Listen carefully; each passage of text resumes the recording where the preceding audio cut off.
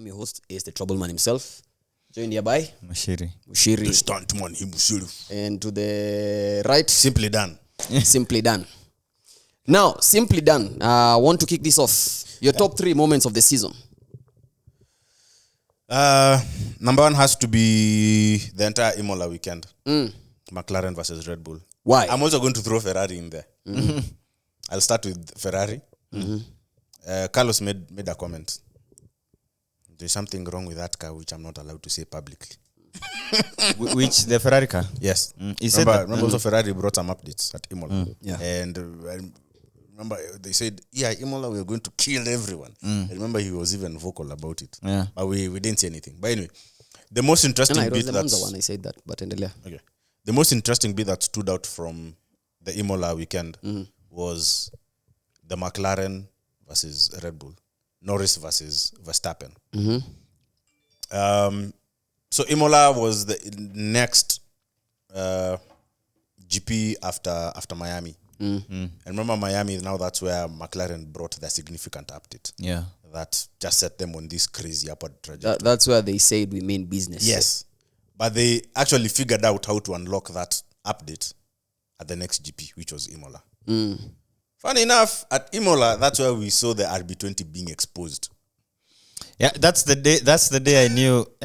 No, this season. a lot of events happen between that time frame, because that's also the time frame when Adrian Newey is now free to not hakuwa kwa garages anymore. He wasn't at the Red Bull paddocks anymore, and McLaren had just brought in their update, which they just figured out. Now, this is the first time to learn Red Bull's vulnerabilities on track. And we saw another team that could actually be better than Red Bull, because at the beginning of the races we were still like, Red Bull are still ahead. No team is closer to them yet. But that was the first time I think we all saw consensusly and took a decide. The McLaren is the best car this season. Yeah, that's the best car this season. I remember we said that if the season was to start now, then the championship itakuwa, yeah. Now, irony is walibeba championship at the end of the day. They did. Yeah. Wait, so which championship are you referring to? The constructors. Okay, yeah. Constructors. The drivers, there was a conversation you were saying Mr. Max, at the first Max. 4 races gave Max that advantage. But what was the gap after Miami, and what was the gap after Brazil? End of your homework. And who had the Max Verstappen best fans, they have to overstate, they have to over nini. Yeah, I mean under nini, the performances yenye ilikuwa ime happen at the beginning of the season. Do not underplay those performances. I'm not. But here's the thing. Don't neglect the fact that Red Bull became like the third. They had like the third or the fourth best car. McLaren have been consistent since Miami. Facts. And they had a bad race since Miami? I'm not taking anything away from what Max Verstappen has been performing, because Max Verstappen has been pulling out some crazy performances towards the second half of the season. What is the point gap between P1 and P2? Kwa championship 25 and 18. That's, if you just think about it. If the gap was the same before Miami, where Red Bull, the RB20 was at its strongest, and the gap in points wise has been the same after Brazil, and we're talking race 4. Brazil was race number. You see the 20. Where you're coming from. Let me see if I'm getting this McLaren hasn't done shit. Let me get this if I'm getting this correct. But Dania has a point. Like if you see this gap, this gap. It's not like upper ili decrease kiasi. Yeah. Then They haven't expanded maximized. again. They haven't maximized. Yeah, I digress. So They- This chart does not lie. you see between Some numbers Italy, don't lie. yeah. This chart does So not lie. between Azerbaijan, you see there Norris was closing. But you see, the issue he has an issue with me Mexico, saying. by the after Mexico, the gap between Norris Let me and get Nini increased. The numbers don't lie, my friend. So this argument that if the championship started, Hapa kulikuwa championship. if erase the first 4 races, if the championship started, Max would still be the champion. Yeah, if the championship started, there is a possibility Max would still be champion. Anyway, we're digressing too much. Max also said he could have won in a Ferrari. Yeah. So that's confidence. He's losing confidence at this point in time.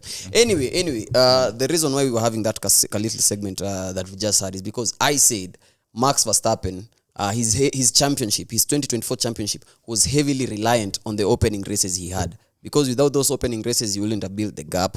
That this was my POV. He wouldn't have built the gap to propel him further in the championship fight when Lando's now catching up. But according to him, the mathematics doesn't add up because during that point, the point gap was less, and this other side of the spectrum, the point gap is larger. And McLaren had a faster. McLaren had a faster car since. And we can bottle it down to McLaren bottling and fumbling it because they will have. Huh? They did. Yeah. We can bottle it down to McLaren bottling and fumbling it. But hey, it's out there now. Now, you said Max Atimola, one of your top threes, number one. What about you? Highlight of the season. For me, it will always be Brazil. Brazil. That is the time I remember I was genuinely happy after the race. I watched. Normally, I don't usually watch the podiums. Are you okay? Do you need to see a therapist? Is everything okay? I was okay after Brazil. But you just said you were genuinely happy. Yes. The entire year. Is everything after that race? I'm kidding. Anyway, so why? You see how that weekend started. There were no hopes for Max. The highest thing I thought Max would achieve that weekend was maybe a podium. A podium, I would have been very happy. But a win with almost 19 seconds gap, and also starting uko nyuma. And it was also raining. It was chaotic. Yeah, it is. For me, it is like a storm. Imepita, but you are the only one left standing. Yeah, it's somehow you happen to be at the right place. That race. For me, when they say that you always have some, if I was to somehow find a souvenir to hang on the wall, I don't know how I can capture Brazil and hang it on the wall, and that will be my memory of 2024. Yeah, that's really interesting. Well, you have to give that moment its props, because I remember we were here talking about how that is among the great drives of our generation. Yes, that is among the great drives of our generation, and I personally went as far as to compare it to Hamilton's 2021 Brazil drive, because it was equally as great, where he started from the back, came and won the race. Yeah, but I'll put an asterisk. Then how you finish the sprint, it's how you started the race. Yeah. So it's like the laps of Interlagos you add. Basically, you start a race, you stop, and then you continue the race the following day. But for this one, it's quali. You have to quali for the race. Yeah. Before you were doing only quali once when Hamilton was Nini, and that determines how Nini. Yeah. And that's what I'm saying. It's among the great drives of our generation. Personally, I don't think I've seen a lot better than that specific one. A lot of better performances than that Max Brazil GP. And you can also look at what we did as a pitboard, because I think we titled it a championship drive. We titled the video championship drive because that's how spectacular it was. And we came here talking about, because you had mentioned about championship drives a while back, and you kind of put it at the wrong place. You gave other people a championship drive when initially this was the championship drive. And, I still have my reasons, but now let's repeat. Yeah, let's not repeat it. But yeah, I agree with you. Anyway, personally for me, the highlight number one, Kwanzaa, for the season was Hamilton switching to Ferrari, because of how unexpected. Wait, that is. You're answering which question? Because I want to see highlights of the season. See, we are top three. We're talking about the highlights. Is that the top one? That is number one. Hamilton announcing because of everything else that happened after that announcement. That's why it's my number one. That basically, for me, that was like a key point in time, whereby if that didn't happen, a lot of things wouldn't have happened. And because that happened, a lot of things are happening. You get me? Now it's your reason. Me, I can't. Hey, for me, number one, that if people look back at the 2024 season, one thing they'll never forget, that's the season Hamilton announced he's moving to Ferrari. And what a way to do it! One season earlier, not. Ingesemwa saisi internet ingekuwa imevunjika.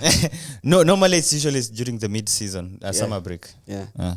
But you get my point. That's where all this is coming from. And the whole season has been about next season. It took away from the spotlight of this season. And that whole announcement by itself, everybody was now, next season the drivers, I don't know which driver. Because when he moved, he replaced a driver who was already locked by Ferrari, who was like, you're good, we are good, we'll continue together. A driver who had just signed their contract, I think, a year earlier, or something like that.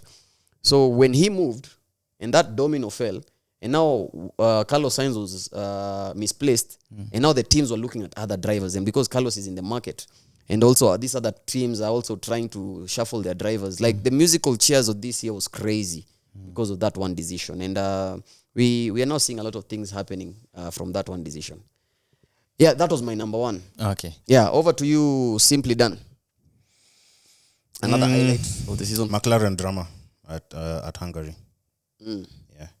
Care to elaborate? I think that's they decided to blackmail Norris. What do you mean by blackmail Norris? Remember, you're going to need the team. You're going to need Oscar. By the way, that send away for Hamilton had McLaren vibes in it. What do you mean? You need a team. You need a team to make a team. I mean, okay, I don't remember. Yeah.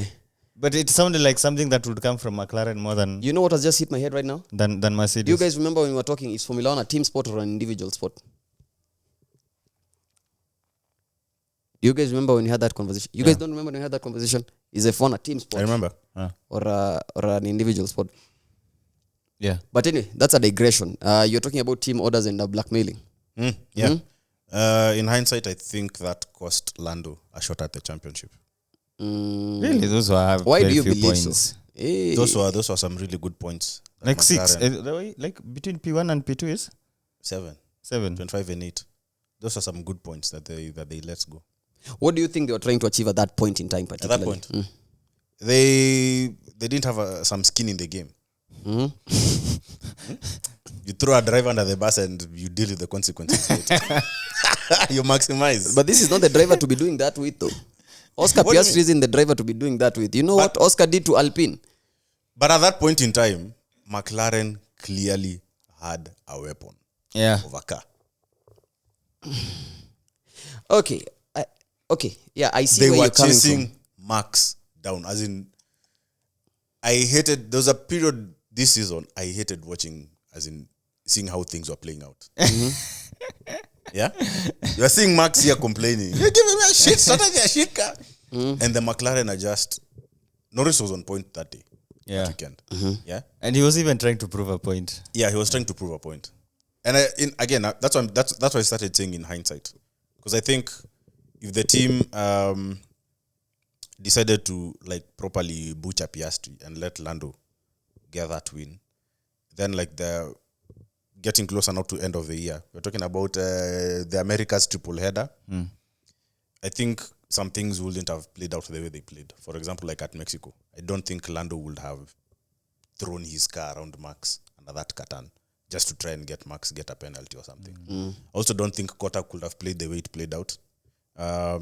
Yeah, but that's the reason I'm saying in hindsight, because I think Lando genuinely had a shot at the title. Yeah, I can agree with you on that. I think Lando had a shot at the title, and McLaren kind of held him back a bit. Yeah, and for me, it's a moment because those radio messages, that was clearly blackmail. But it was a significant moment. That is when we said that what we have observed from other team, like we didn't see fully backing of McLaren to support Lando. Yeah. And the whole driver number 1, number 2 thing resurfaced in a way, in a crazy rules, way. like, There was those papaya rules. Like basically they did shoot themselves on the foot. Nice. That's an interesting one. What about you? Number 2, highlight of the season? My number 2 highlight of the season. Yeah, Alpine double podium. I think I mentioned that. Oh, let me go to the flexi wing.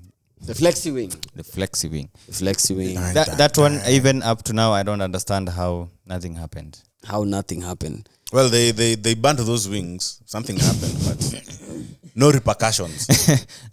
There are no consequences. As much as you're feeling for Norris, I'm not feeling. What do you mean? Like The championship. Hungary. I don't feel. No, he's not feeling for him. He's just saying it was a moment for him. Oh, it was okay. was a moment. Okay. So for me, that is, I think we look back and see that you can break a rule, have an illegal car, told it's an illegal segment. Okay, oh my bad, and then nothing happens. That should never happen at all. When I saw it, because the last time when we hear such news, like the one we remember about Ferrari burning oil, whatever was Nini was done behind doors, but we could clearly see what the effect was afterwards. Yeah. But for this one, we know where everything went wrong, what they did, but nothing happened. So, And the funny thing is, who pointed this out? Checo. No, my fans on Twitter. No, yeah, but this was a fan-driven agenda because guys were like, hey, Yeah. can you see? Can you Yeah. see? Can you see? This thing is moving too much. Yeah. The people who are stitching And, videos, putting yeah. side by side. Piastri, Charles, and I don't know who and who. Yeah. And you could see on that cassette, because I remember Charles was chasing Piastri. This is Yeah. You the just see the cowing. and it was primarily X. I don't think the Instagrams had anything to Yeah. do with it. was It was predominantly X. Elon, you're doing some wonders there. People made noise until the NFA were like, hey, fellas, you have to do something. But at least Ferrari won in Monza because once again McLaren shot themselves on the foot. They had the fastest car with the flex wing and everything, and somehow Charles Si unajua ili predestinate. managed Ulisema to Monza win. ndio KPI ya Ferrari. Ulisema what happens when they get to Ferrari? No, listen. The season is over. They have the hiatus. What happens on day 1? Bruh, they're having that meeting right now. Monza 2025. Monza. So, are we letting Hamilton win or Charles win this one? That is the discussion happening right now at Maranello huko. Build a package for Monza 2025, please. Sai, right now. Right now, the guy is ready. Okay, just run some tests on Monza. Run some tests on Monza. Yeah. So, but that's a good one. That's a really good shout because we were talking just before we went on air, and you were telling me, as a Ferrari fan, I have grounds to complain that we were robbed the championship. This is a Ferrari championship. The way people say Hamilton was robbed a championship in 2021, I should be even it should be in the same energy or in the same breath that Ferrari were robbed the championship in 2024. Those points were banned. Also, the wings were banned, and the points that McLaren 34 got points using, and 38 points. using those Illegal. banned an illegal car. Yes. watoe Yes. watupandishe juu ya meza, Thank you. then tuendelee Yes. to recount hizo kura. I mean George lost his points in Spa. Yes. Yeah. And nobody, like, everybody knew it's illegal. There's no discussion. But we let them have it. They Last haven't- year, quarter Charles and Hamilton. Yeah. After they had an illegal car, their points were positions and points were taken. Yeah, and then it's okay. We're so getting those- more internal time. It's okay. No, it's not okay. This was supposed to be Ferrari's year. Look, I've savior is coming. Meeting another dragged savior. around the streets. We'll have of two socials. saviors in Ferrari. I've been dragged around. Whether enough. if Ferrari can't win a championship in 2025, they will never.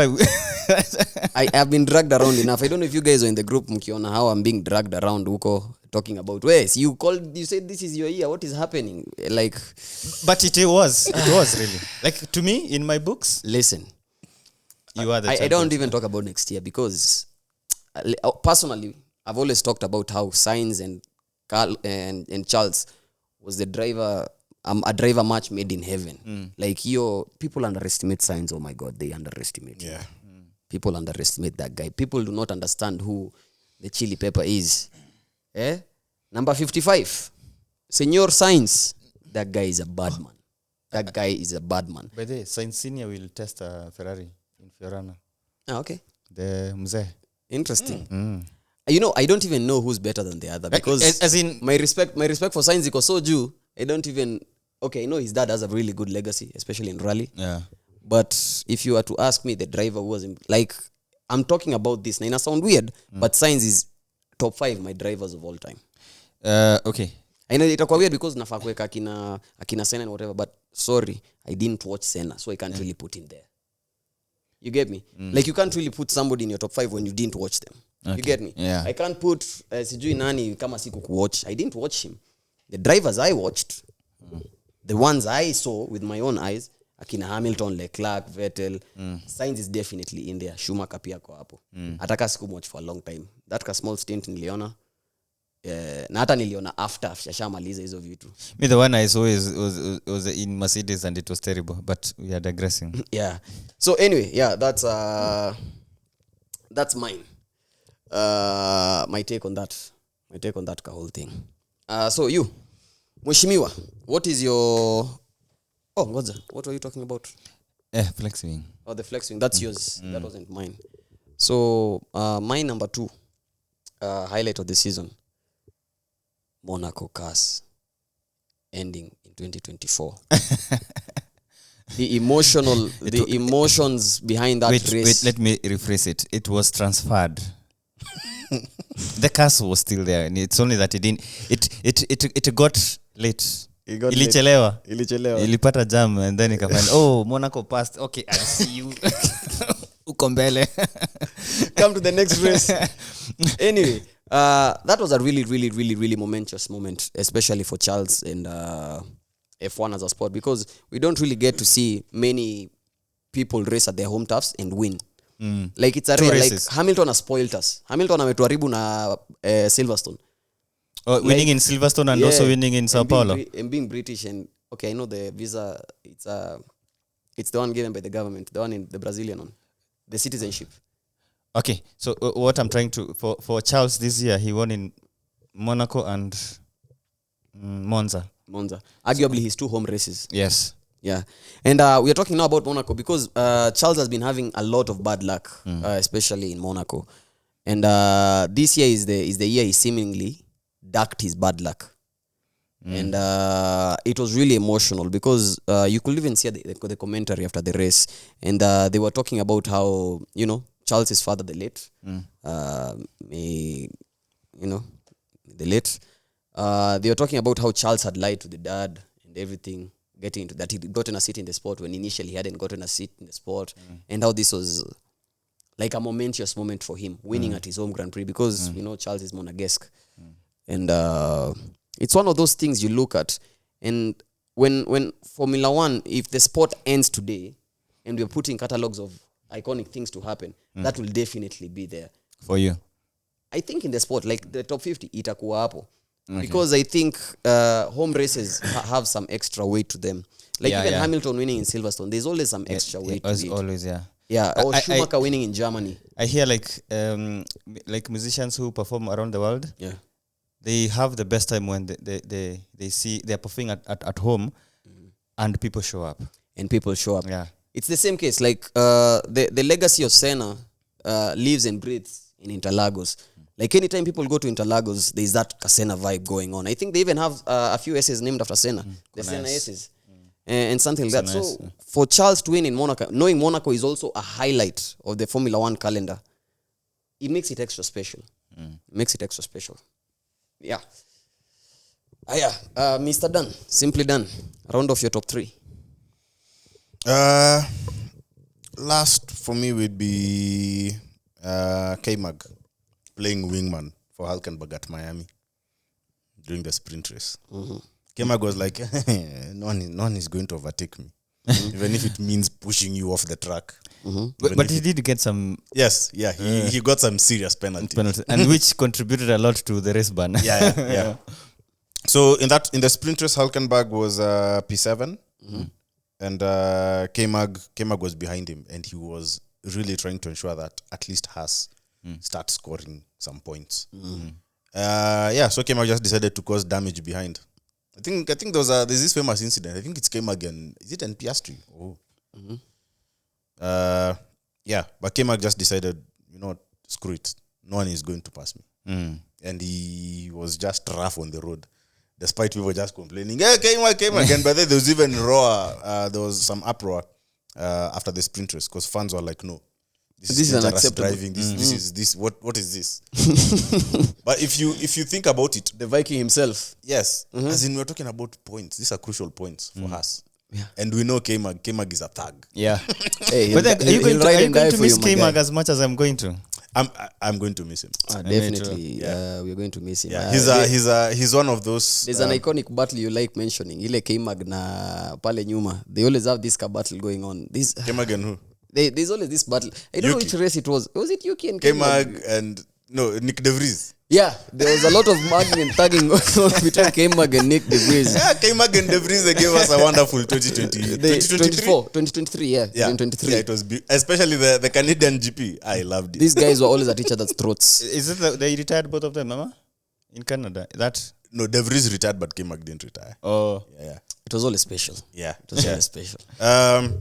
And to answer the question, I'm going to miss K-Mag. As in, if you're looking at the mid team and below, we don't have anyone who's who's causing Hard-headed. chaos, who's hard-headed, who's racing hard. I said we need some gangster into the sport. Yeah. We need some Yeah, gangster yeah. into it. Yeah. And the crazy thing was when he was asked about those penalties, it was like, yeah, they are fair. He didn't complain at you. He knew what he was doing. Yeah, he knew what he was doing. doing. Yeah, and he was ready for the consequences. So he got that race ban. But then again, we could see K-Mag making some careless mistakes. Here we're talking about Monaco. Remember the lap 1 up the hill. K-Mag, Hulkenberg, and Checo. Oh, 3 cars. Yeah, 3 cars. Yeah. Oh yeah. And that was messy. That was really messy. It was really messy. But for me, how K-Mag just decided, let me just get those penalties. But I'm going to make sure that Hulkenberg securely, as in finishes P7 and gets those 2 points in the sprint race. Me, the thing I miss about K-Mag is like when, as a driver, when you are behind K-Mag, you're not expecting him to move over. Yeah. You might have a faster car. Maybe you talk from the pit, and K-Mag is you're not expecting that he'll move over. You don't expect an easy pass. You don't expect an easy pass, and you're not going to try at go to wheel with that guy. If you The go wheel madness may just pop. you might crash. He might continue, and you will retire. You will be missed. And I think even on the Pitboard socials, when I was talking about farewells for the weekend, that the farewells you're having, the first one, the first photo I posted was a photo of K-Mag. And I actually can genuinely say I'm going to miss K-Mag. Yeah. I'm going to miss him on track at least. We're going to miss his plays. Anyway, I think now we are now rounding off. We are now at our last ones. So for me, What's your top 3? Your number 3 now. So this is the I can say the feud or the beef. I remember the feud between Russell and Max. And I remember, I think it was one of those photos of dinner where Max posted a beef, like commented a beef. But anyway, so the reason why I consider it as a top moment is, first of all, for me, Russell, like with time, Russell has been growing on me. Then seeing him, everybody has a driver that grows on them. yeah. So seeing him having that exchange with words, whether whatever happened to the stewards, whether it was true or not true, to me it doesn't matter. The fact that you stand up to himself. Yeah, you stand up for yourself, and you say, by the way, this guy is a bully or what. He does that and did a press statement. Yeah, and this another guy, he responds. My respect for Russell just went up. I'm not gonna lie, I'm with you on that one.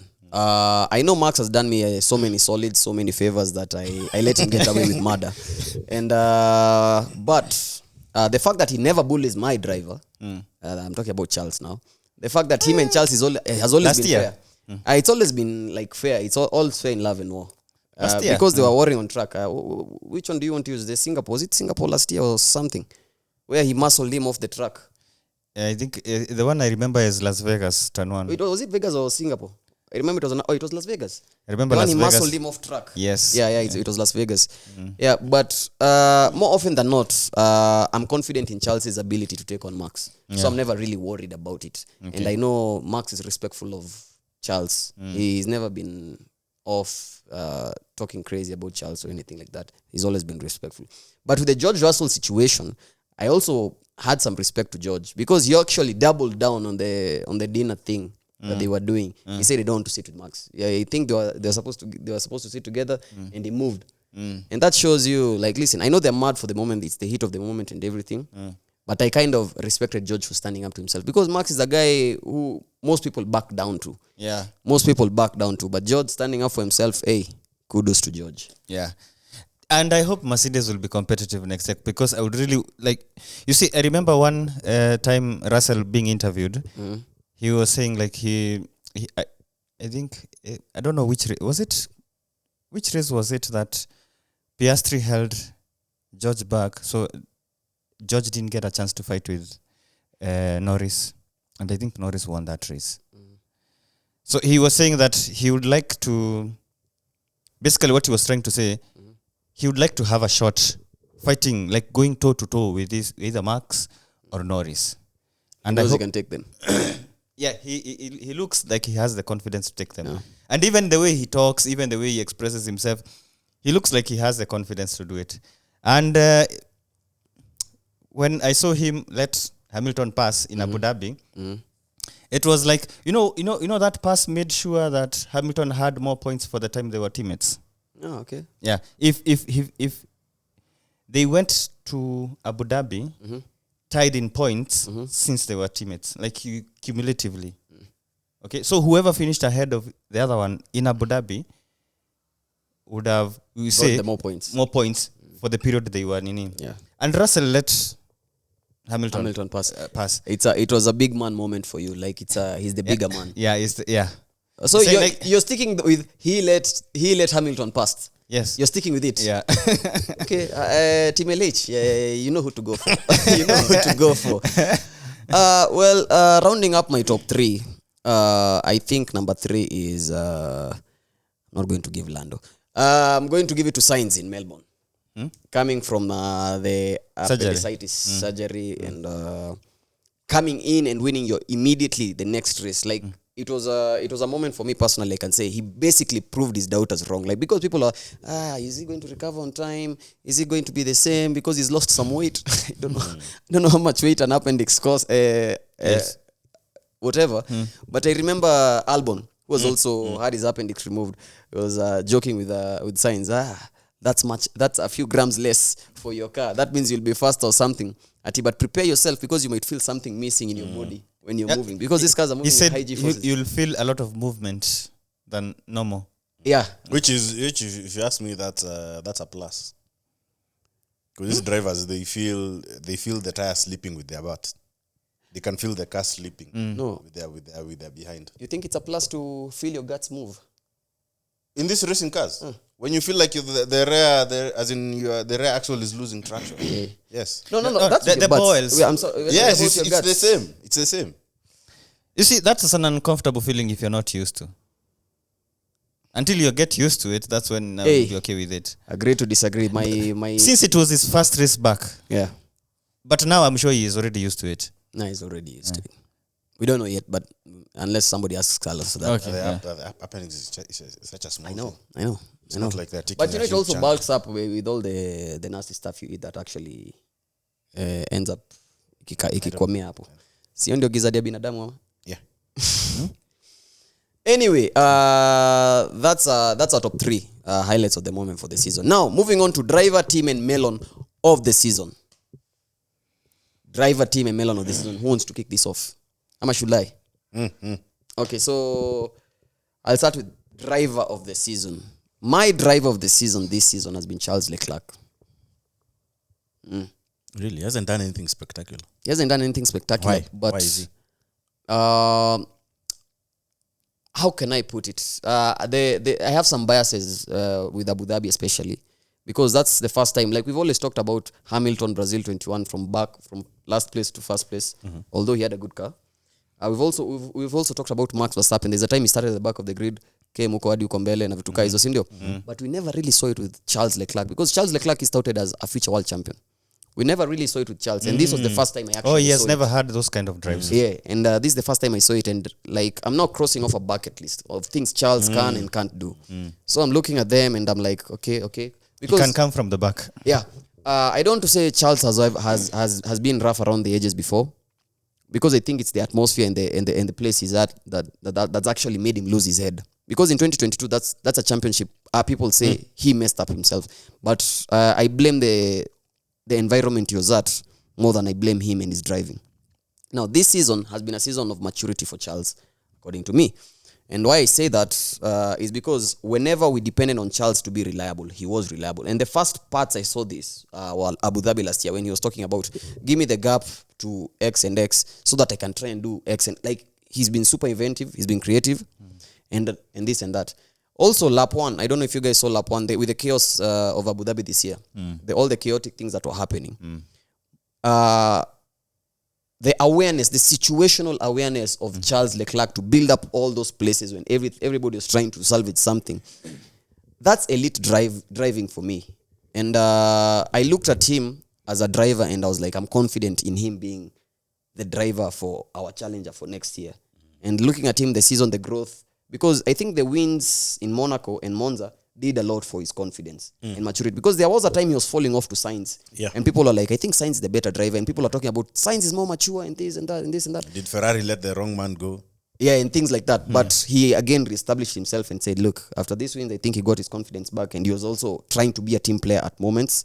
He and Sainz. And Hey, those science was like screw you. yeah, because he was leaving. He wanted to get his wins before Yeah, he leaves. But Charles has always been level-headed, and he showed a lot of maturity. And I also, the nice touch that he gave to Carlos at the end of this of his race. I mean, his helmet was dedicated to him. I mean, it shows you they were good friends. They were good friends. Even Russell, I think, did that for Hamilton. Yeah, but hiyo labda na ile ya kulazimishwa na team. Anyway, All of 63. Yeah, to do it. Inatangwa, what is nini in selective insomnia, amnesia or what? Like where you deliberately choose to forget something. You are saying. Yeah, selective amnesia. But yeah, so you get my point where I'm coming from. Charles being my driver of the, he was thoroughly consistent for me when we were in the trenches, when we were trying to figure out some things, and when we were okay. And that drive, his Abu Dhabi drive, was just the last, was the seal in the bank for me. So that he is your driver of the Driver of the season. Nice. Yeah. What about you? Your driver of the season? Hey, it has to be Max. Like winning with that fastest car. Like how many races before the season ends? Okay. How many people do that? 2 races. Was it 2 races before the season ends? Yeah. And you don't have the fastest car, at least for the most part of the season. Okay. Like if he won it in the last race, we can say, I'll try and but that's quite commendable. I see it. Yeah. Yeah, I see it. Your driver of the season? Max as well. So To add to it, if you see where he decided or where he chose to create some chaos, he was very strategic with it. Both on track and off track. Especially on track, he was very strategic with it. In a race where he knew maybe the McLaren would be stronger, he decided to just do something. Become unpredictable. Yeah. Cotta, for example. He decided to make it really hard for Lando to pass. Yeah. Despite the McLaren being a rocket ship that weekend. Yes, we had Ferrari being really strong. Yeah. But Norris, if Norris qualified better, I think he would have gotten some really good points. And he put Norris in a position where he had to overtake off the track. And I don't know, let his race engineer or whoever, someone at McLaren, negotiate with the stewards. Yeah, but Max was very strategic with that. Another scenario is Qatar. Max is driving, he's P1. Yeah. But it's like, after that yellow flag, then he sees Lando so close. He's like, hey, you guys, Ebu check if that guy. Ebu confirm if he lifted. Because I remember I was watching that race. I remember the gap was it 1.8 somewhere there, if I remember. Then after you see the yellow flag, you see green, yellow, then you see the gap is 1.1. I was also like, what? Has Max crashed? Has Max hit someone like a back mark or someone leaving the pits? Ama has he lost his rear end? Kwa exits? Kumbe, turns out it's Norris who just decided as in to keep his foot down. So the instances where Verstappen knew clearly the McLarens are going to have an upper hand, or Norris is going to have an upper hand. So he just decided to create some chaos. Get the penalty, but make Lando lose some points or maybe lose time to not gain more points that will lessen the gap at the end of the year. So he was they usually call it big chess moves or something. Yeah. You know when to press and when to ease off. Yeah. And at the end of the day, yes, people are going to say, oh, Max, he races dirty or I don't know, whatever. He just gets the job done. Yes. Gets the job done. That's what people don't get. Like, see that lift, that Nani got a penalty. Did you check the data, see how, like, the manner in which Max lifted? He lifted, now, let's say, when you're pressing completely, that's 100% press. Yeah. When you lift completely, it will go to 0. He lifted up to, like, 92%. And you know for less than a second. What? Yeah. Elite driving. Like you are doing just to show that you lifted.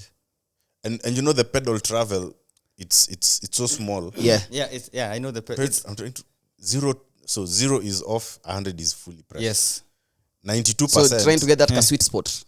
It was like less than a second. it was like and that according to the rules He lifted. he lifted.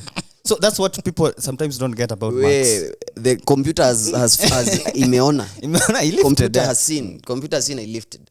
Like what you need to do, I maybe I'm going to digress a bit, but I'm gonna quote Djokovic. Is the one who, like, if you watch him play, he knows when to press. Like, he knows when to go aggressive. He knows when to ease off. He knows, like, that's how Max, for me, that's how I saw him, especially for this season. He knows exactly what he needs to do in this race.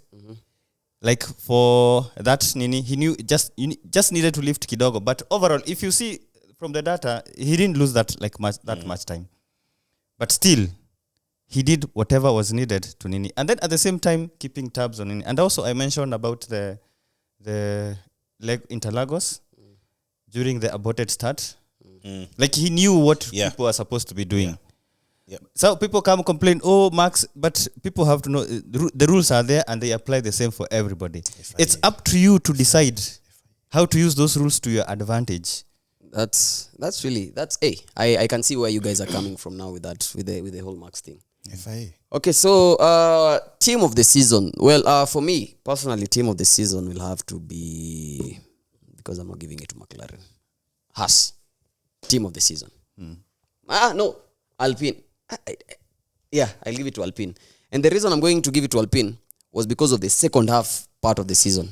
The second half of the season is why Alpine are just taking it for me, taking it home. Because the mess that was at Alpine, I don't know. I just know it was messy. Now, the reason I'm saying I know it was messy is because we've talked about this before. You said they came with a car which had failed some crash tests. It's overweight. They're missing 30 kph or something like that. Like, they were bona fide back markers at the beginning of the race. Yeah. Now, where did they finish? They finished P6. That's solidly at the middle of the pack. Solidly at the middle of the pack, where no one else expected them to get there. Now, with everything that they were going through, I don't think Alpine, if they were asked at the beginning of the season, where do you think you'll end the season? What position do you think will end the season? I don't think they would have said 6th. Definitely. I don't think they would have said 6th. P9 would have been the best Yeah. they could have hoped for. Yeah. So seeing them turning their season around in that much, in the less time they turned it around in, and also managing their driver drama properly and the structure of the place, gotta give kudos to this, because this is a sport of marginal errors. And it doesn't matter if it's on track or off track, but those margins account a lot for the development trajectory of the team. Now, Alpine changing direction the way they did and them benefiting because they'll get now more money and ample wind tunnel time for whatever they need to do for next season in preparation. Do you think they did Ocon dirty? Kinda. Since they're your team of the season. Kinda. Now, we've been talking about Mr. Ferrari, Charles Leclerc, Mr. Mercedes, Lewis Hamilton. Now, Mr. Alpine was Esteban Ocon. That was the guy. Because Esteban Ocon has gotten a win with this team. Yeah, Hungary. He's gotten a win. Don't act like he hasn't won with this team. So, listen, I'm not a huge Esteban Ocon supporter or anything. But credit where credit is due again. I'm not going to overlook the things he did for Alpine. I know he had some relationship issues with his driver. They had some personal issues. But, he didn't do himself any favors with how he reacted, especially in Monaco. But as a competitor, as a competitor at any level, you can understand. You can understand where he was coming from. And I think Alpine were too harsh on it, but they had to nip it at the bud.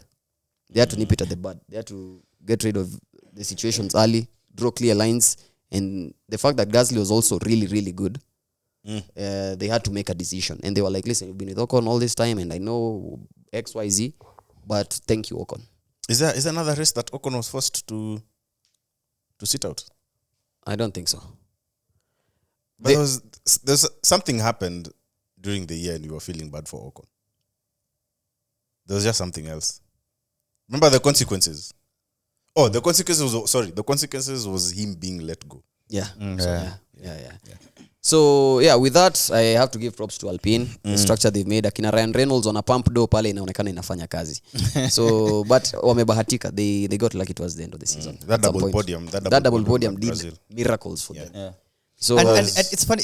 It's you make one right decision at one race. It's a marginal sport. Yeah. It's a marginal sport. Like, you've talked about the whole Verstappen lifting thing. It's a marginal sport. Yeah. So, yeah. What about you? Your team of the day? Team of the season. Team of the season. Yeah. So team of the season, I'll have to give it to you guys. The Ferrari. The Ferrari. Yeah. Oh, nice. Because in my books, Ferrari are the champions, the world champions. Someone nikuja na ile cigar. Yeah, you should have by the Ningekuja na hiyo cigar tu Yeah. ile mambo. in my books, because that late run, especially in the Americas, both the Qatar and Mexico, you guys were really on it. Even on the last race, those were really good results, some solid points. So for me, that drive of Abu Dhabi is like the one that secured your championship. You can also look at it from a point of, we've improved from last season, because last season we finished third. This season we're second. That's one place up. So we've improved. I know we haven't gotten to that segment yet, but the team of the season. So are you expecting them to start next year strongly? So next year. So I'm hoping. Acha tufike hiyo part ya I'm hoping they do. Yeah. Acha tufike hiyo part ya 2025. Oh yeah, your team of the season? Haas. I can see why. In the previous episodes from last year, I've been making fun of Haas. What are they doing? What are they doing? Because of the 3 slots they have on the Oh, no, the 3 slots. The one did they increase them? on the pit wall. Waliongeza the seats. Where someone is sitting on it was one seat. You're the one who told us it was one seat. It was one seat. No. One person is sitting here. Stop throwing me under the bus. You're the one who said they also can't double stack. They can't double stack. It's not in their vocabulary. Double what?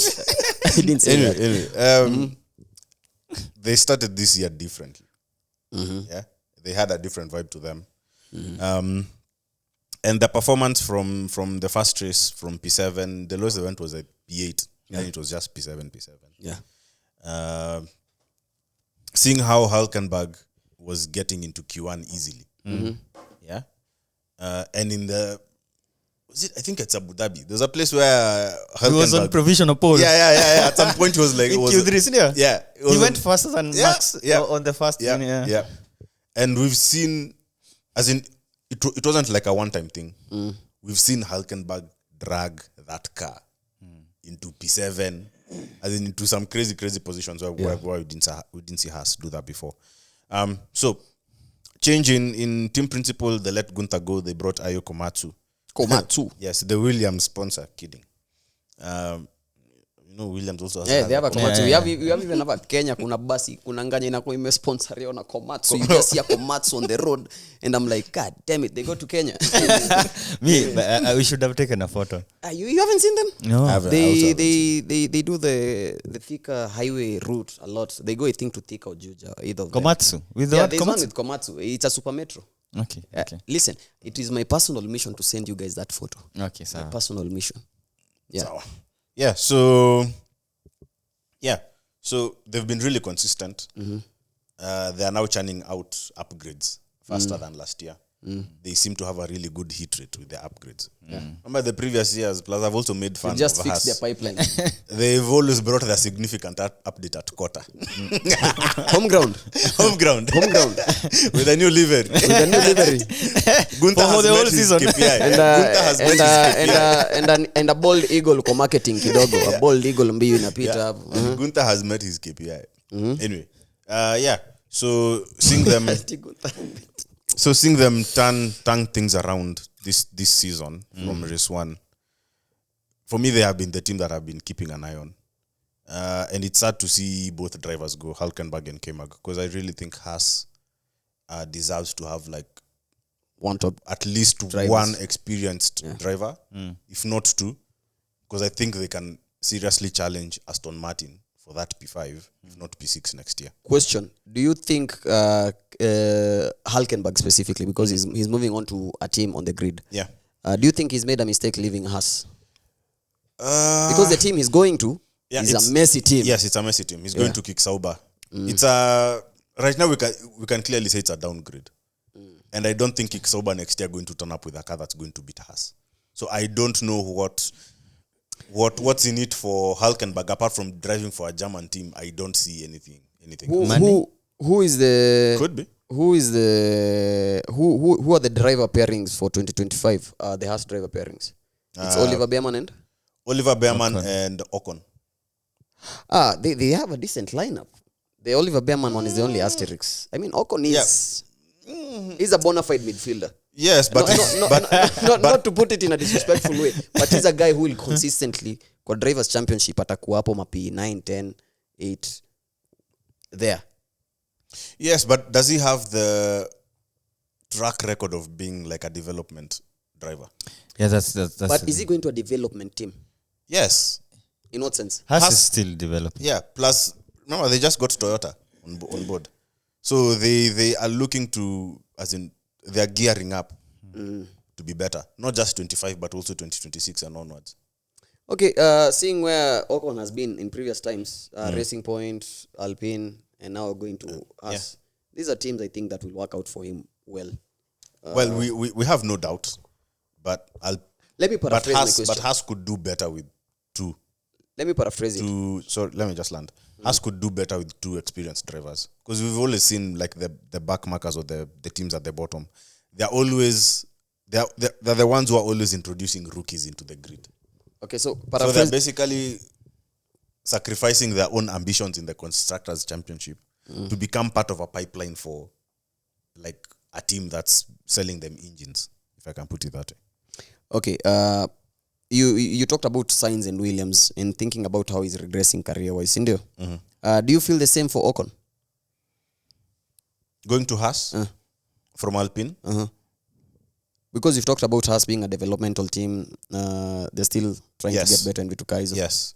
The reason I'm saying it could be a win for Ocon is because Alpine this year. Actually, previously you said that they had an uptick mid-season. Yeah. But it's like the last 4-5 races. That's where actually after that double podium at Brazil, that is where Alpine jumped from P9 to P6. Otherwise, they are going to finish a strong P9 and challenge. Yeah. So right now I can say that's an upgrade for Ocon, because he's going to a team that has a consistent car this year. And Ocon is a good driver. He's a decent driver. Yeah, he is. So if he's given the necessary machinery, then we'll see him pull some Hülkenberg performances. So if Haas had another driver who had that capability, and they still, as in, have a good hit rate with the upgrades, then next year they'll be challenging Aston, who are sitting on that P5 comfortably. Okay. Well, fairs. Now, rounding it off with melon of the season. Who's your melon of the season? Mimi, I will kick things off in a controversial way. My melon of the season has been undoubtedly Checo, and I know itakuwa na some harshness to it, but he has been my melon of the season. And the reason he has been my melon of the season particularly is because, number one, I know the car kumekuwa na issues and Max has spoken about it and has tried to come to Checo's aid a couple of times. There's that. But Checo shouldn't be 11 places from Max every single race. He shouldn't be 13 places from Max.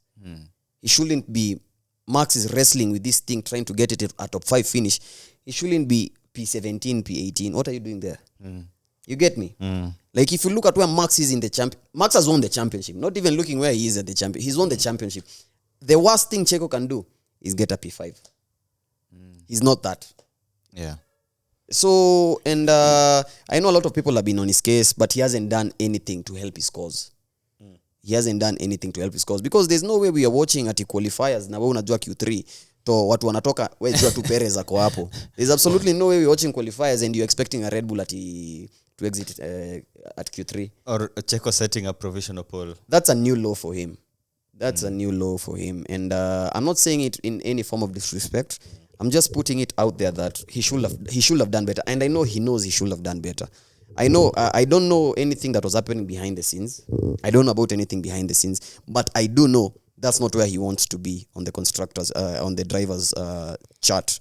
That's not where he wants to be. I know he was aiming for something like maybe a P2 again, if not the title itself, but a P2, maybe P3. But pali yako kwa championship bana, it's not good. Ati Mercedes having two drivers winning a race. Ferrari having two drivers winning a race. McLaren having two drivers winning a race. But Red Bull, Only one driver has won the race. And the one driver who's won the race has become world champion. So that means they had a car which could get at least a race win somewhere. The fact that he couldn't even challenge for proper podiums, that tells you a lot. So for me, that's the reason I'm giving him Melon of the Day. Is he like staying? Still yet to be confirmed. The jury is out on that. Because did you see that meme of how many people are coming out with news trying to kick out Checo, but Checo has always won? Hey bro, there has been agenda against Checo. I don't know since when. Munaongea huko, but Checo knows what he's doing. When he says, I'm confident I will be here next season, he knows what he's saying. He knows what he's saying. Wait, as a question to you, Red Bull fans. Do you want to see Checo driving the number 2 seat next season? No. Amar, you want him gone immediately? I want him gone. Yeah, he's actually my melon of the season. See, he's also my melon of the season. He's also my melon of the season. Like last year after Miami, he checked out. He did the same thing this year, and I'm like as in, I felt sorry for him in Abu Dhabi. Listen, when we don't know what is going behind the scenes, but kuna vitu we can join, we can see and join. We can add 1 + 1. We can do those mathematics. We can give some context to it. And all we have seen for Checo is after Miami last year and this year, he's nowhere to be found. And as you said, guys, the top 4 teams, each driver has won a race, but Checo, man, How many even if not podiums even does he have actually? This season, how many podiums does he have? This year? Hata sijamuona kwa podium mimi. Nimemuona I think the opening races moja ama mbili. Let me check. The fall from grace. 4. He's had 4. And those 4, I'm sure they were the first 4 races. They were the first 4 races. So for Perez, now he finished P8, Some people usually say, if you look at the calendar, the middle third, has a sequence of races where Checo has always struggled, especially like the European races, the European circuits. So they usually say that sequence usually just puts Checo on a downward spiral. Still, man. It's been really bad. First race, 18 points is a podium, huh? That's P2. 18, 10 That's is not a P2, podium. P2. 10 is not a podium. And then after that is 18, 21, 18. So those are 5. And then, so Miami is the one he got his last podium. Miami was just So number after 5. that, so okay, the first 6 races, 18 points, 18 points, 10 points, 18, 21, 18. Okay? After that, it's 4, 0, 0, 4, 7, 0, 6, 7, 8, 4, 0, 1. What do you 6. mean 0? Like Points. Like I know, I get it, but I'm just saying in my head, like, what do you mean Checo got 0 points in a race weekend? That should be an answer. Considering the first 5, I'm sure even this P8, as you say, it's mostly these points he got in the first 6 races. Yeah, the first But those are races. I've forgotten. There's a race somewhere where he was bouncing back, and then he had a DNF. Forgotten it was which race. Yeah, he was bouncing back. He was having a really good weekend. You were seeing something in him. Was it Mexico? Can't remember. I remember there was a race. No, is it the one he qualified in front of? Is it Baku in front of Nani, where he crashed with Checo? I mean Sainz. Yes, It's Baku. It was after the summer break. Baku. I remember because in Baku, we actually our hope was Checo by the way for points in Baku. Yeah. I can't believe by the anyway. Yeah. Well, that happened. Your melon of the day? FIA. Season. Oh, melon of the season. By Melon of the season is FIA. Checo has gotten away with this. Checo has gotten away with this. Let me tell you something about the FIA. And you see, ever since time immemorial, if you go back to Formula 1, people complaining about the FIA has always been there. Me, I made peace with it. Like, I know next year, we'll always find something to say about the FIA. We'll find something to say. Yeah.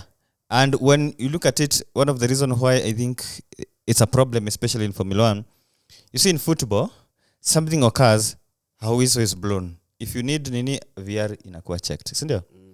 The same thing with other sports, tennis, nini. Like, the ref makes the decision the moment it happens. But in Formula 1, it's where something happens, we hear it's under investigation, and then results come. Ingekuwa like the way track limits work. Something is delayed. There's no even human input, or somehow like they find a way to make a decision on the spot. An objective decision, not an objective that is subject to where they sat down, they discussed. Like with the track limits, it's ni tunaona line. Can we see it? Can we not see it? Na vitu kaa hizo. But hizi zingine ziko subject to interpretation inakuanga na issue. And then they also have the provision of having the players go to the office, sit down and discuss like, hey, you Jitate, what did you do? In Futa, imagine like something happens, and then after the game, we need to talk to this player and this player, sijui kama nini, so that we can make a decision regarding a certain penalty. Can you imagine how it will be? Yeah. So as part of the things we complain about FIA, it's also how the whole thing is structured. So I don't think complain about FIA will ever end. It will always be like that. Something has to give. I've never seen so many inconsistencies like I've seen this year. And just some unexplainable things. Ever since I started watching Formula 1. This year, it got to a point where I just see car number 1 and this one under investigation. You know one is getting You know who is getting the or penalty. car number 11 and this one under investigation. You know who's getting away with it. Or car number Is there a X, reason you said 11? car number 11 Checo usually slam dunk penalty. Or if you want to give a check penalty, hit him. even if Checo was alone on the track, He's going to get that penalty. regardless. Or you Wanamuonea, they are seeing for him. or you see car number X 63 under investigation. You know. Or number 4. Number 63 is the one who's on the offense. Yeah. You just know no further investigation. No further action is coming. But you know, Toto is also a really good. He's really good at talking to these guys. I believe Toto has some sway in some of. But do you think Toto talks to the stewards? I don't think. But I believe, I don't know what relationship he's built with the whole structure of the, because it's not the structure of the team peke yako nayo. He's also, he has his tentacles. Usually there's a, like for Red Bull, there's a sporting director. No, I know, but I'm talking about Toto as an individual. There's a way he's always, I don't want to call him manipulative, but he always has his tentacles on these two officials. The FIA, the people in the FIA. You're opening up Pandora's box here. Because, you know, last year, Now think about it. his wife was accused of doing some things. And always think about it. Like, most conversations that Toto anakuanga involved in positions of you're power. opening a Pandora's box. Zinakuwa positions of power in the sport, not only in his team. Inakuanga positions of power in his sport. Hata him and Horner having a shouting match. You remember that time story, change your fucking car. He was the one who was the aggressor kwa FIA stewards now. People telling them, no, we change this rule, rule. When the halo was supposed to be introduced, he was the one against it, number one. He was the one like, I don't want this halo, it will mess with our car and whatever. And it got to a point where the FIA were actually listening to him. I'm not saying they shouldn't listen to anybody. But pia walikuanga 50-50. Even it was a safety thing and they it just... Yeah. So apart from the inconsistencies, FIA took too much time to investigate McLaren. McLaren didn't suffer any consequences from their wings being banned.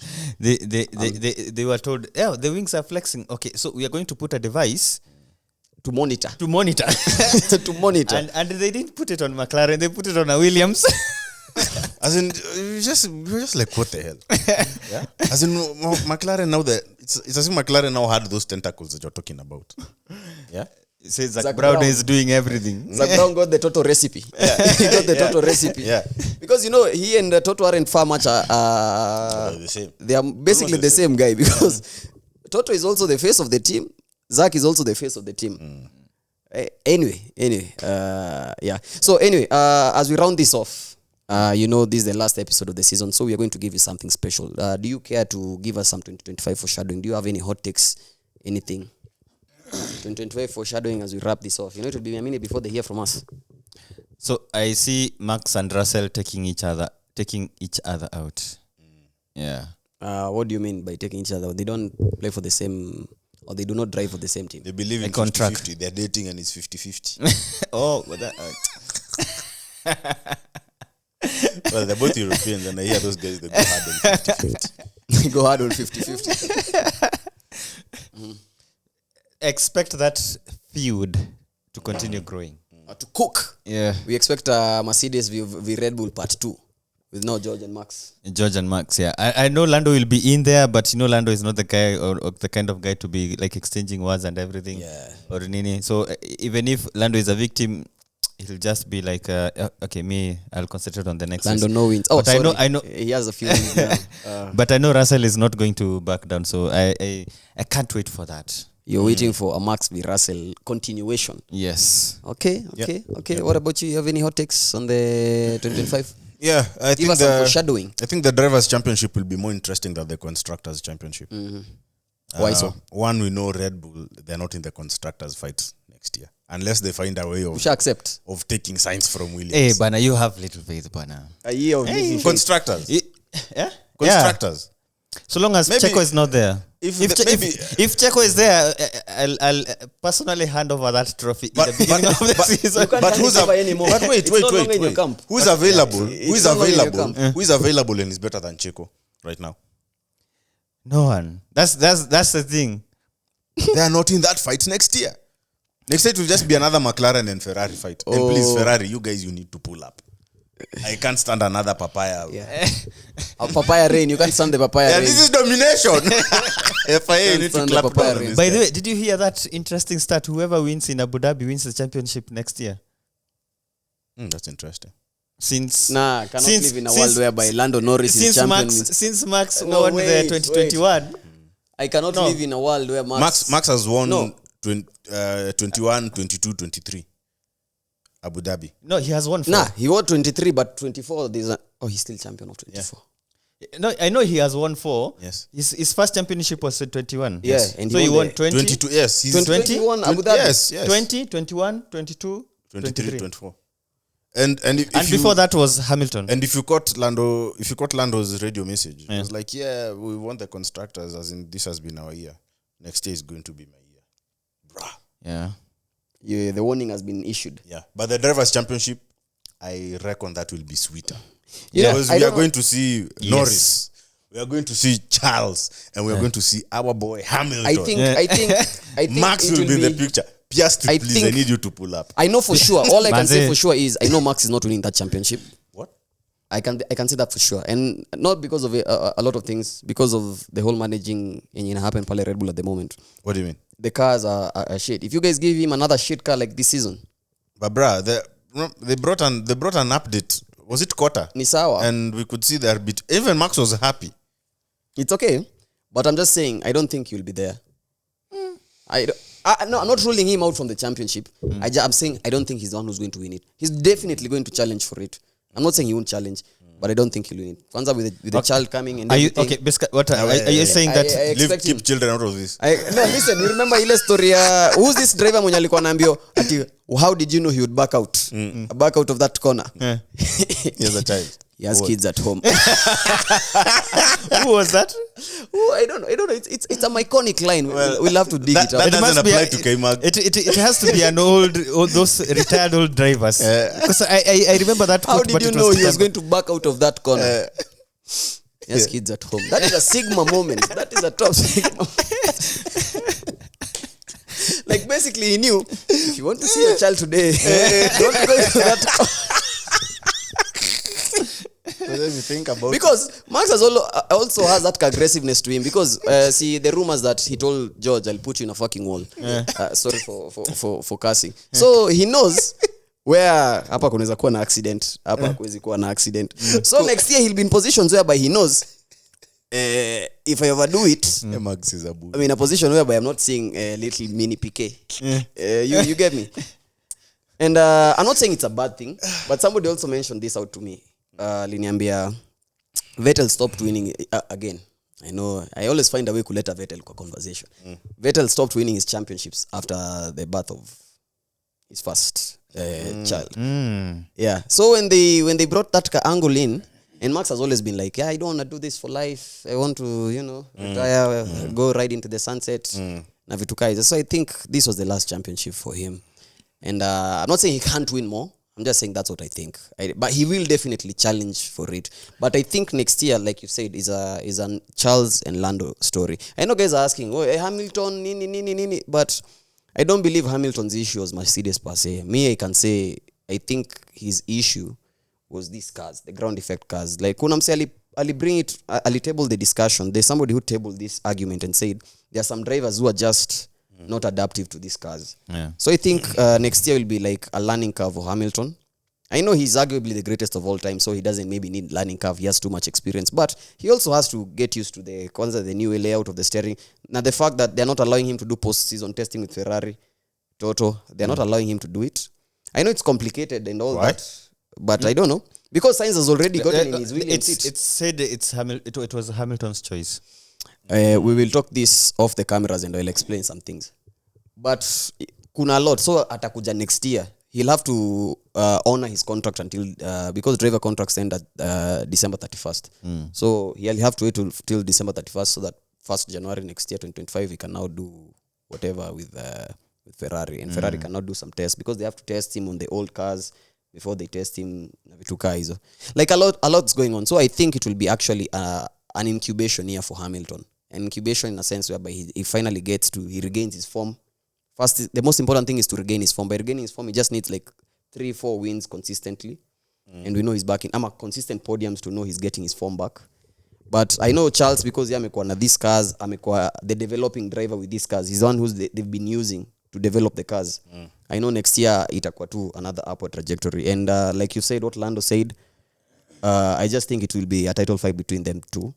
Na kutakuwa na maybe a third person. I hope the protagonist Max of the title next year, I know Max will be for there. me. I expect him to be there. Personally, I expect him to be there. But the protagonist for next season's title challenge, for me, Norris Lando and Charles. And if Lando pips it ahead of Charles, hey, that will break my heart severely. Bro, this McLarens are scary. Yeah, that severely. car. But gentlemen, we are coming to end of regulation, the last season of a regulation, and we know how hot they become. Yeah. Because now everybody has figured things out. I hope Mercedes are in the fight. Because if they can't figure this out, they will never figure out anything else after Nini. Yeah. And we know 2021 going to the last race, tied in points for the drivers' championship. Yeah. I expect nothing less for 2025. That is I expect the drivers' championship to be crowned at Abu Dhabi, not before. Siku ya mwisho. Yes. Race 20, there are still 24 races next season. Yes. Race 24 of 24. That's when they're doing it. Yeah. I mean, that's a good parting shot. Your parting shot? Tell the fans something. Give them a simple, simply done special. Give them a simply done special until they see you maybe next season. Well, I'm also looking forward to the 2025 championship. Like I said earlier, the drivers' championship will be juicier than the constructors' championship.